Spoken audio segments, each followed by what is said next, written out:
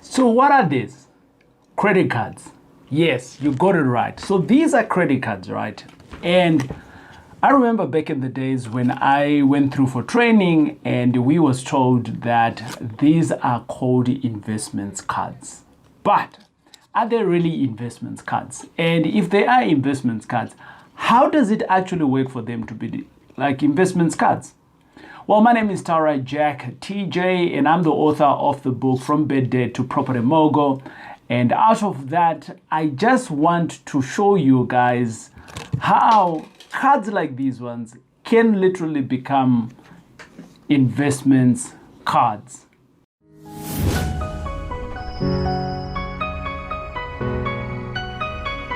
Yeah, so how can you actually get credit cards? Very simply put, each and every bank that we've got in the country, they kind of like want to offer you some form of credit. And credit cards is one of those easiest ways of you to get credit. Yes, to get other people's money. Because that's what credit is all about, isn't it? Other people's money. But let me start off by saying that, right, is credit good? Yes, it is. Is there good debt? Yes. Is there bad debt? Yes. A lot of us, we tend to use these cards here for the wrong reasons. We swipe and swipe and swipe until the credit is over.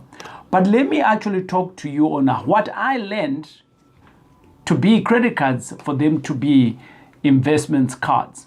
So I am going to look into my circumstance right now, and in terms of the credit that I've got, or should I say credit cards that I've got, and I'm going to give an example of this. And I want you to follow me here, but I also want to stress that this is not for everybody. So with all my credit cards at hand, right, let's assume all the 5 banks in the country, they have all issued you a form of a credit card of sort. You've been paying off your debt, things like that. So all the banks, they're kind of like offering you a credit card. Some of them, they call you and then you decline. Some of them, they've been calling you and you're like thinking, should I get a credit card? Should I not? Some of you, you have actually taken in a credit card and you have gone in to put it in the fridge so that it can become a frozen asset. And maybe you can utilize it at a later stage. That's okay too. But today, the conversation is not around that. The conversation is, how can these investments, these credit cards, turn into investments cards? Let's take an example. There is the bank, ABSA. Well, yes, they used to be my employer. We are just starting in alphabetical order, not because I like them, no. So there is ABSA. There is the bank, How Can We Help You, which is the FMB. There is the bank, Standard Bank. Which other one? Nedbank, yes. Which other one? Discovery, yes. And I can carry on, but I just want to speak to around about 5 of them. And let's just assume all 5 of them, they have given you at least 150 of credit line. And I looked at my credit line recently and I started seeing how much actually for credit in terms of interest am I paying on each card. And after a clear, nice zoom into it, I realized, oh, okay, at average, the cards are sitting on 15% per annum. So in other words, if I'm to utilize my credit card, I am going to pay 15%. But 15% is not per month, it is per year. So if I'm to utilize that money, what's going to happen? At the end of the year, 15% of every 150,000, I need to pay it back if I have maxed it out. But if I haven't maxed it out, I am only going to pay a portion of that. And how is that also calculated? They don't require me to pay the 15% upfront. They require me to pay portion of 15% on a monthly basis, which is around about just over 1 point something percent a month. Right. Now, if I calculate 150 times 5, right, that basically means I have just above 500,000 for easy of mathematics. But as a credit card, is it good to go and buy an investment? So we're always talking about property here, isn't it? So the question there that I want to ask is, and this was a question that I also had, How does it become an investment card?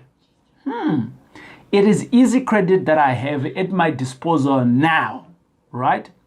So when I started off, the thinking that I had now is, how does it become an investment card? Well, let me give you an example.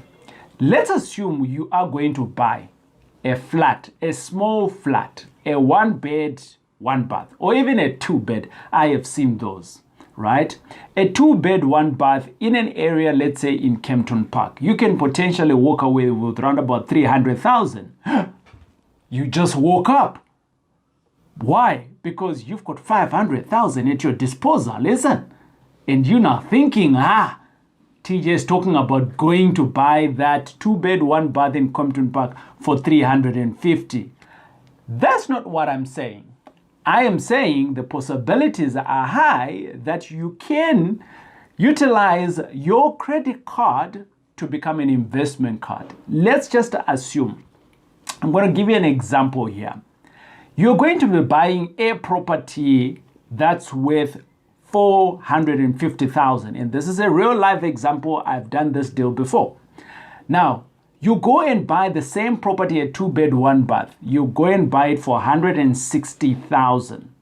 Now, instead of going to the bank, you don't go to the bank. You use one of your investment card to pay down for the deposit and to take transfer.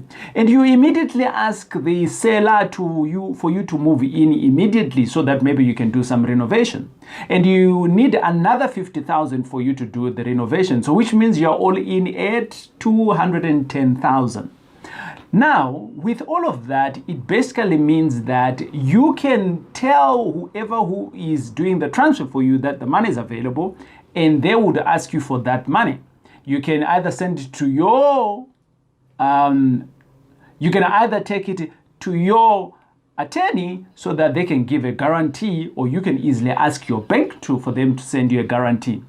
On top of that, so which means that the money hasn't really left your bank account, or even if it does, if it is with your attorney, it basically means that your attorney is going to give you interest on that.